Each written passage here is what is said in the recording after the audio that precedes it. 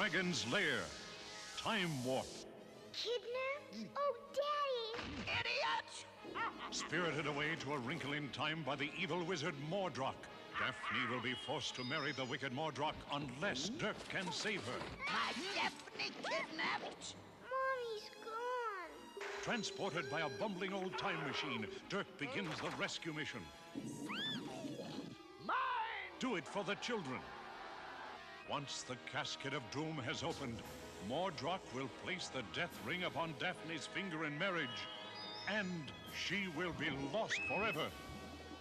In the Time Warp.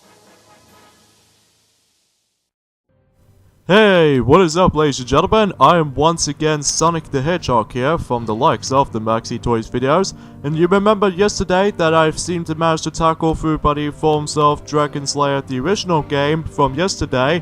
Today, we are going to be tackling through our Let's Play of the forms of Dragon's Lair 2 Time Warp. So, once again, much like in the forms of the first game, the fact that this game did first came out on the arcade machine, but this time around though, it did manage to came out during in the likes of in 1991, around the same year as when the Disney film came out, which is Beauty and the Beast, in this case the most successful Disney films of all time.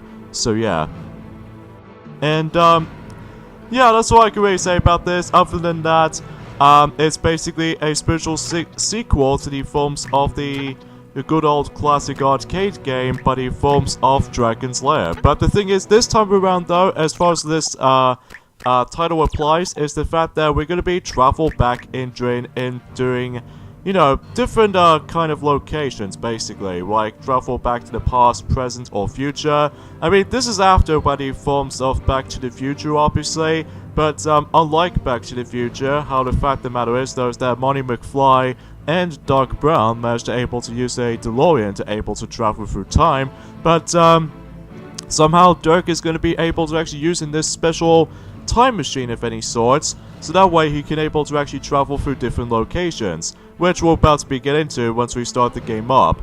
And as you can tell, the actual main plot of this game this time around is the fact that basically Daphne still kidnaps once again, but this time she's actually got kidnapped by the new villain in town, by the forms of, I can't exactly what that sorcerer was named, but I must admit that I do apologize by the forms of like knowing every single part of Dragon's Lair series. So, if you probably noticed, there's actually two different variations of the forms of the different modes, as you can see right there. One is the original mode, and the other is Director's Cut. The only noticeable difference is, I just realized, is the fact that the original mode, that the only mode I'm going to be doing for this Let's Play, and because of that though, I was able to discuss onto that once we're able to get things started right there. So, and however though, this particular game is going to be much more longer than the first game, just because of how the fact that, well, we'll get to that as soon as we're able to get things started. See, Fernando, yeah, I'm really excited about this actually. See, Fernando, that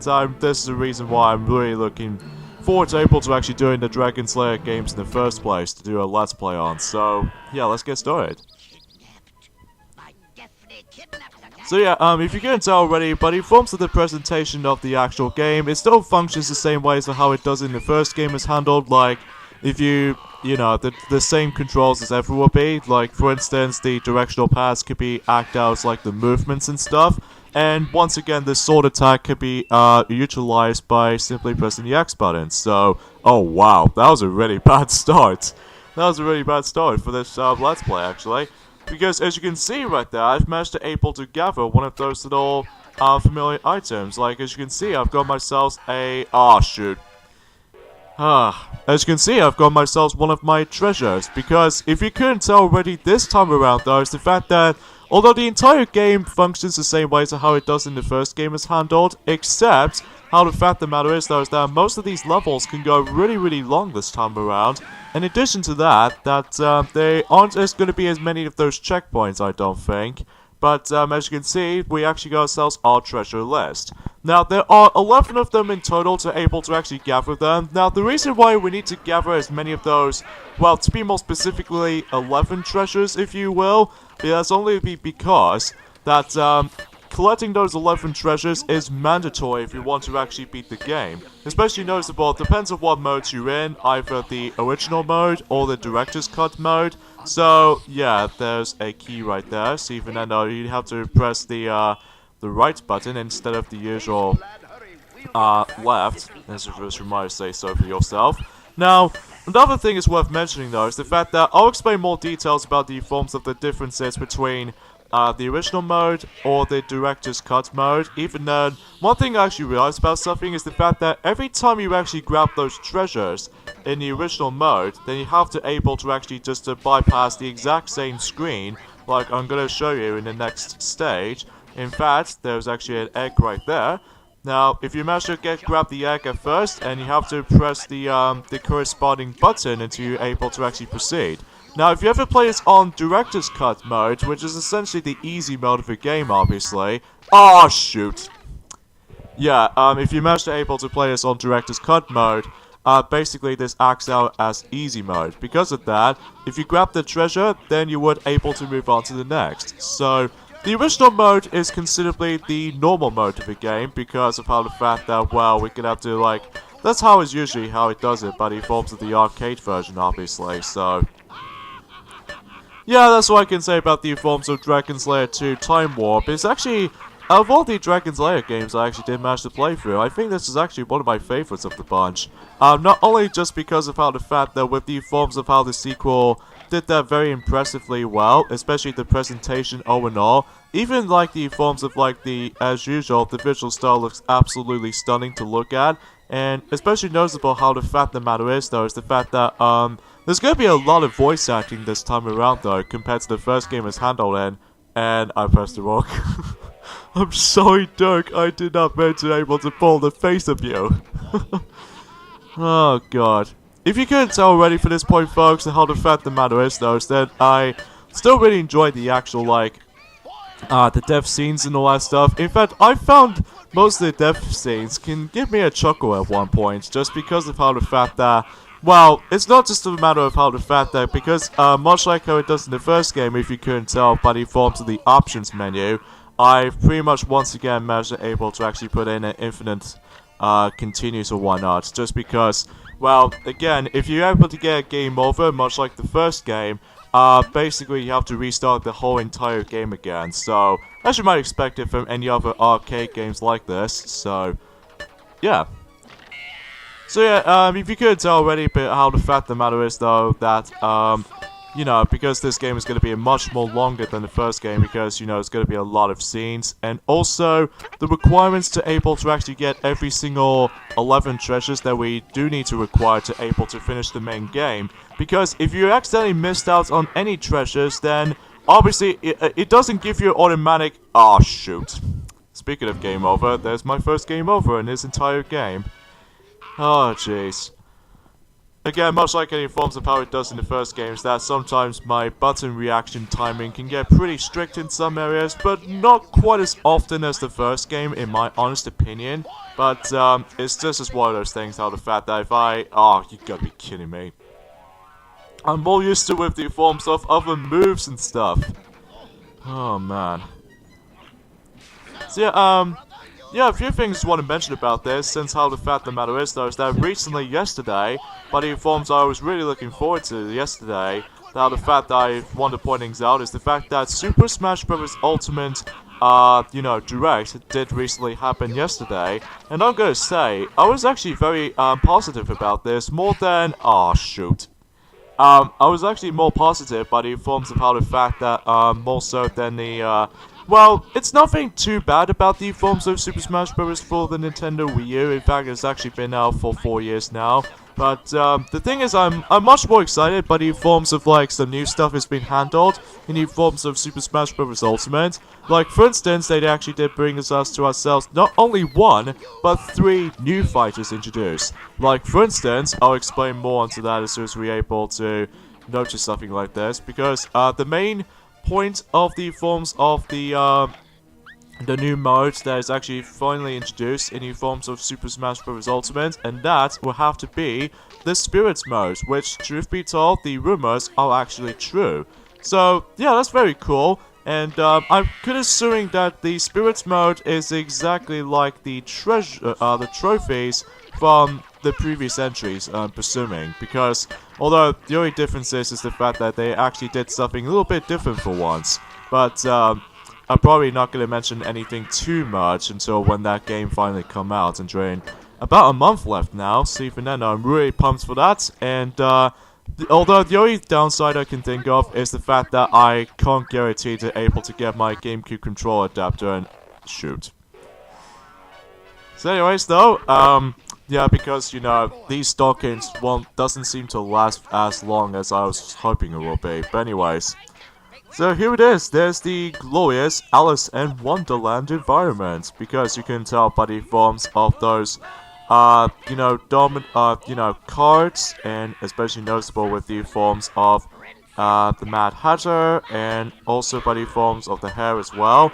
Even though I haven't really watched Alice in Wonderland as much in the forms of the comparison to the forms of other Disney films, like, you know, The Lion King, Aladdin, and etc. And by the way, if you press up, you get yourselves a, I would say spade card, or the A card, rather. Alright, so let's get the sword, and oh look, there's a treasure cat right there. And it looks like he's gonna eat me, so, oh shoot, I did that pretty badly.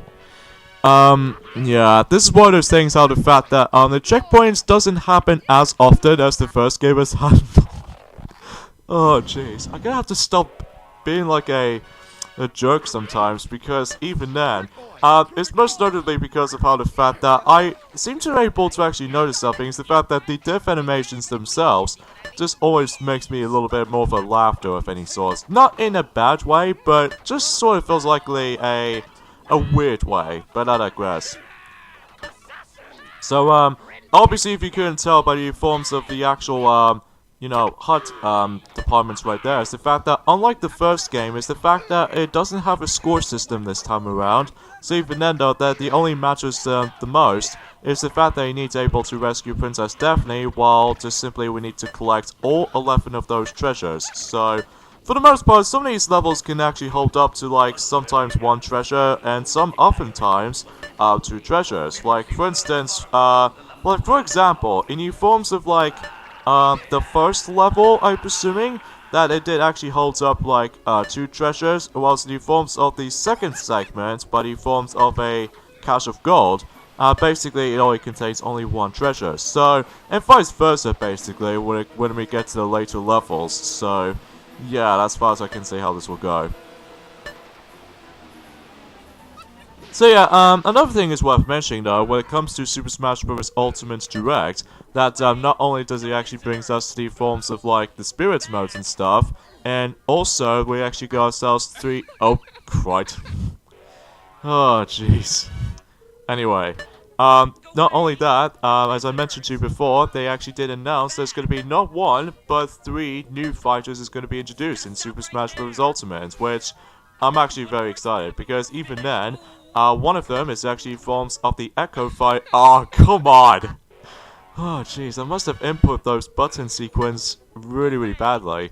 Anyways, one of them is actually forms of the Echo Fighter by the forms of Ken from Street Fighter, which I think is actually a really good choice for me, because it does really need to have the secondary character with the same franchise. Like, we've got Ryu from the forms of Street Fighter, obviously, and the other one, which was Ken, also from Street Fighter. So, yeah, that's pretty cool for starters. And there's the golden fruit right there, or in this case, I'm presuming a golden apple or something? I don't know.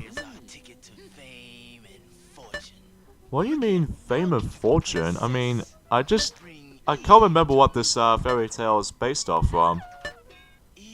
But, anyways, there's another golden apple right there, so I'm pretty much all set and go.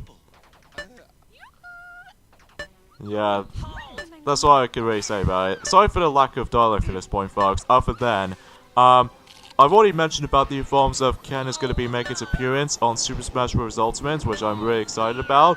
But also we have ourselves our new Pokemon fighter, which appears to be...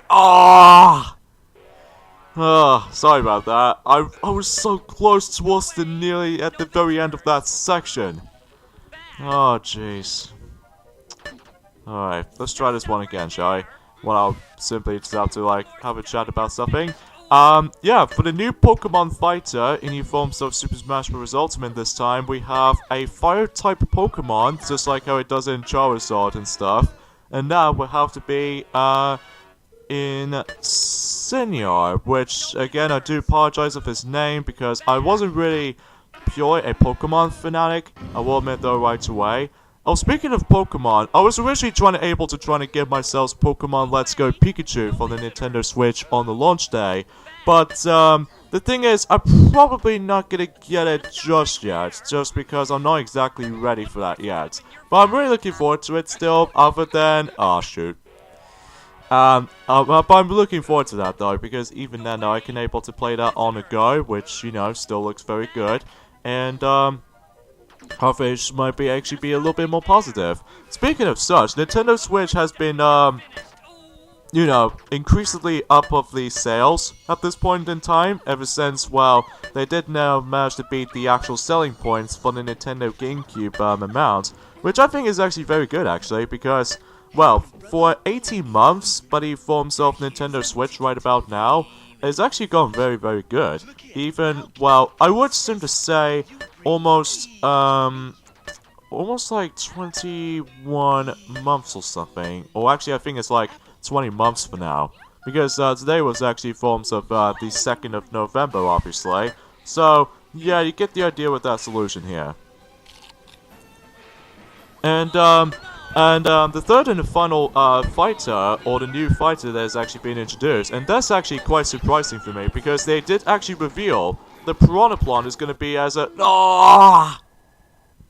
Come on! I was nearly at the very end again! Oh, jeez, timing can get pretty strict in my eyes. Anyways, though, yeah, for the Piranha Plant as a fighter, I wasn't really expecting at first, because, you know, just like in new forms of how it does it, when I didn't expect that the Goomba is going to be a playable character in Super Mario Party, but now it's time for April to actually let the Piranha Plant start to shine, and oh god. Anyway, sorry about that. Yeah, I was quite surprised at how the fact that Piranha Plant is going to be in Super Smash Bros. Ultimate after all, and yeah, his movesets, I will admit, they're right away. It's actually kind of weird, and yeah, that's actually pretty cool choice for my part. And yeah, it's just, I wasn't expecting it. And I think that's it for the most part though. Other than that, by the forms of Piranha Plant as the fighter, the playable character on that game, I'm presuming it's one of those first DLC characters, which, you know, kind of like how it did in Super Smash Bros. 4 on the Nintendo Wii U and 3DS, that the first DLC fighter was actually forms of Mewtwo. And I think that's about it, obviously. Speaking of DLC for Super Smash Bros. Ultimate, I will admit though, the fact of the matter is though, is the fact that they're trying to able to actually make a fighter pass. You know, kind of like how it did in the season pass in new forms of, well, let's just say in The Legend of Zelda Breath of the Wild and Mario and Rabbids Kingdom Battle, and even especially noticeable with the forms of like Hyrule Warriors for the Nintendo Wii U and stuff. Basically, how the fact of the matter is though, is the fact that not only do we get one fighter on the, you know, fighter pass, but also by the forms of 5 fighters, and I'm pursuing 5 stages as well, which, because of that though, it actually decided to able to make, or in total, 108. So, that seems very interesting, and especially noticeable with the forms of the next selection of music, so yeah, I'm really pumped for that, and to see how the fact that what the new fighters actually introduced, and shoot. Oh yeah, before we get into this, however, though, I actually do like this, level, just because of how the fact that it almost reminds me of the forms of the Fantasia foremost, well, except the fact the matter is, though, is the fact that it doesn't usually utilize the sorceress, techniques and all that stuff, so instead, how the fact that, oh, you gotta be kidding me, god, oh god, I got to stop laughing. Anyway, though, yeah, aside from that though, other than they actually showcase off with other modes, such as like more online functionalities to see how that Super Smash Bros. Ultimate actually plays out, and especially noticeable with the the challenges, which thankfully though is actually decreasing it down into the forms of 111 this time around, rather than 140, unlike Super Smash Bros. For the Nintendo Wii U. So yeah, they get the idea. I'm really sorry, Dirk. Ugh. Yeah, don't give me on that face. I really did try to help you though. But anyways, yeah, but I'm really hoping that most of the challenges in Super Smash Bros. Ultimate might be a little bit easier compared to the toughest challenges in the Wii U installment, just because, Jesus Christ, I can never seem to able to beat every single challenges in, you know, Super Smash Bros. For the Nintendo Wii U, because rarely do I ever try my best to able to... Oh, come on. Oh, Jesus Christ, what's going on with me today? Probably I must have, like, talked to, like, you know, talking about Super Smash Bros. Ultimate the most for this video. But anyways, though, yeah, I guess that was about it, obviously. Other than, aside from those couple of, you know, modes that we've, decided to mention, they did actually finally manage to get our new information of the forms of our first look of the adventure mode of the entire game, and it's now called it World of Light, which is kind of an odd adventure mode name. Well, it kind of reminds me of the forms of Subspace Emissary for a little bit, but on the other hand though, the actual World of Light mode, it feels entirely different compared to the adventure mode for Melee and Subspace Emissary. Shoot. Ah, god dang it. Anyway, for the World of Light mode, it might actually functions the same way as, like, let's just say like an RPG role, free open world, map world, I'm presuming. But, it kind of reminds me of, like, the forms of the adventure mode from Mario and Sonic at the Olympic Winter Games for the Nintendo DS, just because, you can actually, you can able to maneuver your character in the forms of the giant open world, environment, and basically what happens is the fact that, if you probably have seen the Direct already, let me know. But, what happens is, and if not, I'll tell you guys, or some people out there who haven't seen a Direct yet. Basically what happens is the fact that, most of the fighters from the Super Smash Bros. Universe, how the fact the matter is though, is the fact that they've all managed to get died? What is this, like, Adventures Infinity War all over again? Jeez, why do they always try to bring up so many ideas heavily borrowed by the forms of the Adventures Infinity War, the most recent film that has ever came out during that particular year, which I will admit though is kind of weird. And aside from that, the only fighter who did manage to survive by the forms of that pure chaos, and that will have to be Kirby himself, because if you remember from Super Smash Bros. Brawl in the Subspace Emissary, oh come on! I really did able to actually think about what the actual next treasure is going to be at.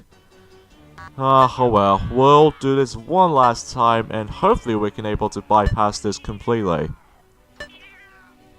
So anyways though, what was I going to say? So yeah, Kirby is the only one he managed to survive the forms of that specific havoc of that specific laser attacks and stuff. I'm presuming that's what they were known for. And you know, just like any forms of Subspace Part 2 level in Super Smash Bros. Brawl, that, you know, it's up to Kirby to able to actually rescue the rest of the characters of the Super Smash Bros. Universe again. But this time around, though, it does a little bit more differently this time around, though, because rather than just actually summon most of these Subspace enemies, but he forms of in Brawl, because this time around though, I could assume that most of the actual fighters, or to be more specifically, at the moment, 73 fighters, or yeah, just 73 fighters, they all got possessed by the forms of, like, I would say a dark power of anything like that. I'm not exactly 100% sure on that one though, but I digress. So yeah, I'm really looking forward to that, and I'm especially going to be probably suggest by this point, we're probably not going to do our Let's Play of Super Smash Bros. For the 3DS and Nintendo Wii U, just because, well, those two games doesn't have any kind of, like, well, I understand they do have a single player type of modes, like for instance Classic mode or All-Star mode, but sadly though there's no Adventure mode, although Smash Run is actually the most highlighted mode for me in the forms of the 3DS version of Super Smash Bros. 4. But Smash Tour, on the other hand, though, I'm not exactly a big fan of, because, well, it did try to make things similar to Mario Party, but on the wrong scale, in my opinion, just because of how the fact that, well, you can't really buy items from the item shop whatsoever, other than, it might be entirely luck-based, though, sometimes, or will admit the right away, but at least in Smash Run, that I could assume that it feels heavily borrowed or very similar to the forms of City Trial mode from Kirby Air Ride. Speaking of Kirby Air Ride, I've managed to able to actually pick up by the forms of, not only by the forms of like, as what Mario already mentioned about this in the Super Mario Odyssey Let's Play, so far that we've actually now got ourselves Sonic the Hedgehog 2006 for the PlayStation 3 because of controversial choice, and also Mario Superstar Baseball for the GameCube. But also we've got 2 more GameCube games. In fact, I'll mention one in the forms of the very end, but for now we've got Wario World for the GameCube, just because I've basically got every single Wario World, Wario Land series at this point. And also the final GameCube game I've got by the forms of Kirby Air Ride, and I'm really looking forward to trying that out. But we'll discuss more on that in a later time, for another time. So yes, this is what happens if you collect every single treasure. This means that the fact that, as you can see, we approach to the forms of the final level in the game.